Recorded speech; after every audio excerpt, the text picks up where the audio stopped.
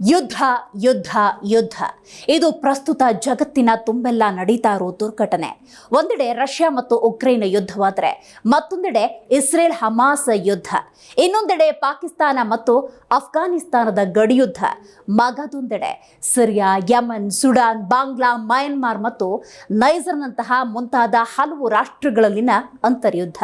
ಹೌದು, ಹೀಗೆ ಹಲವು ರಾಷ್ಟ್ರಗಳು ಯುದ್ಧದಲ್ಲೇ ಮುಳುಗಿರುವಾಗ ಸಾವು ನೋವುಗಳೇ ತುಂಬಿರತ್ತೆ. ಆದರೆ ಹಿಂದೆಂದೂ ಕೇಳಿರದಂತಹ ಸಾವು ಸಂಭವಿಸಿದ್ದು ಎರಡನೇ ಮಹಾಯುದ್ಧದ ಸಂದರ್ಭದಲ್ಲಿ. ಈ ಯುದ್ಧದಲ್ಲಿ ದೈತ್ಯ ಅಮೆರಿಕ ಪುಟ್ಟ ಜಪಾನ್ ಮೇಲೆ ಹಾಕಿದ ಬಾಂಬ್ ಬರೋಬ್ಬರಿ 2 ಲಕ್ಷಕ್ಕೂ ಅಧಿಕ ಮುಗ್ಧ ಜನರನ್ನ ಬಲಿ ಪಡೆದಿತ್ತು. ಇನ್ನು ಈ ಬಲಿಗಾಗಿ ಅಮೆರಿಕ ಉಪಯೋಗಿಸಿದ ಅಣು ಬಾಂಬ್ ವಿಶ್ವದ ಬಲು ಡೇಂಜರಸ್ ಬಾಂಬ್. ಆದರೆ ಇಂದು ಈ ಬಾಂಬ್ ಇರೋದು ಕೇವಲ 9 ರಾಷ್ಟ್ರಗಳ ಬಳಿ. ಹೌದು, ಇದು ಸತ್ಯ.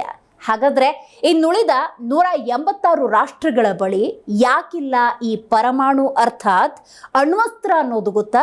ಅದಕ್ಕೆ ಉತ್ತರ ಎಲ್ಲಿದೆ ನೋಡಿ. ವಿಶ್ವದ 195 ರಾಷ್ಟ್ರಗಳ ಪೈಕಿ ಕೇವಲ 9 ದೇಶಗಳು ಮಾತ್ರ ಪರಮಾಣು ಶಸ್ತ್ರಾಸ್ತ್ರಗಳನ್ನು ಹೊಂದಿವೆ. ಹಾಗಾದ್ರೆ ಅದು ಯಾವ ರಾಷ್ಟ್ರಗಳು ಅಂತ ನೋಡೋದಾದ್ರೆ ಎಲ್ಲವೂ ಬಹುತೇಕ ಟಾಪ್ ಆರ್ಥಿಕತೆ ಹೊಂದಿರುವ ರಾಷ್ಟ್ರಗಳೇ.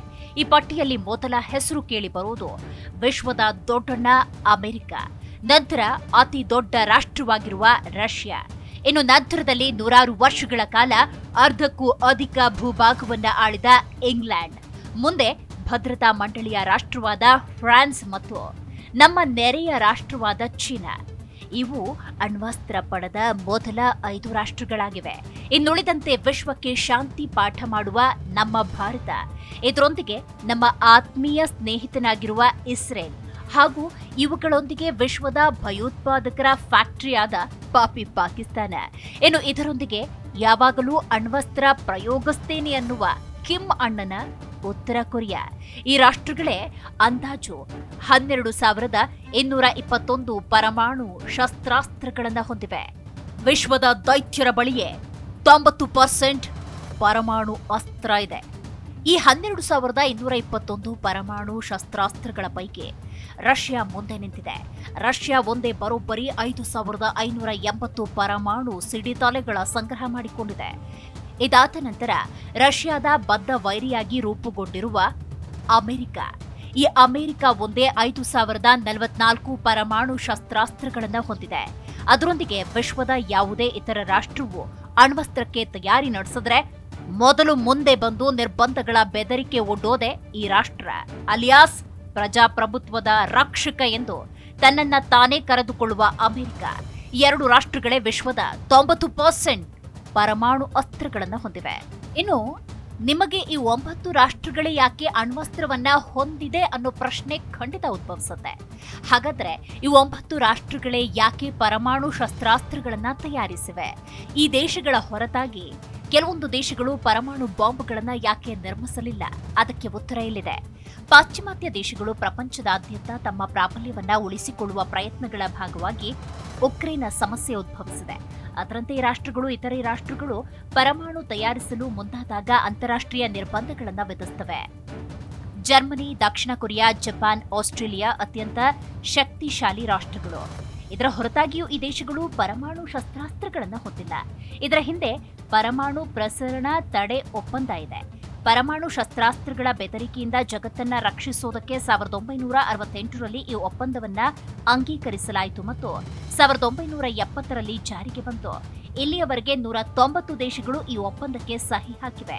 ಪರಮಾಣು ಶಸ್ತ್ರಾಸ್ತ್ರಗಳ ಪ್ರಸರಣವನ್ನ ತಡೆಗಟ್ಟುವುದಕ್ಕೆ ಪರಮಾಣು ಪರೀಕ್ಷೆಗಳನ್ನ ತಡೆಯಲು ಈ ಒಪ್ಪಂದ ರಚಿಸಲಾಗಿದ್ದು, ಈ ಒಪ್ಪಂದದ ಅಡಿಯಲ್ಲಿ US, Russia, Britain, China, France ಮಾತ್ರ ಪರಮಾಣು ಶಸ್ತ್ರಾಸ್ತ್ರಗಳನ್ನ ಹೊಂದುವ ಹಕ್ಕನ್ನ ಹೊಂದಿವೆ. ಯಾಕಂದ್ರೆ ಅವುಗಳು ಒಪ್ಪಂದ ಜಾರಿಗೆ ಬರುವ ಮೊದಲು ಪರಮಾಣು ಪರೀಕ್ಷೆಗಳನ್ನ ನಡೆಸಿದ ದೇಶಗಳಾಗಿವೆ.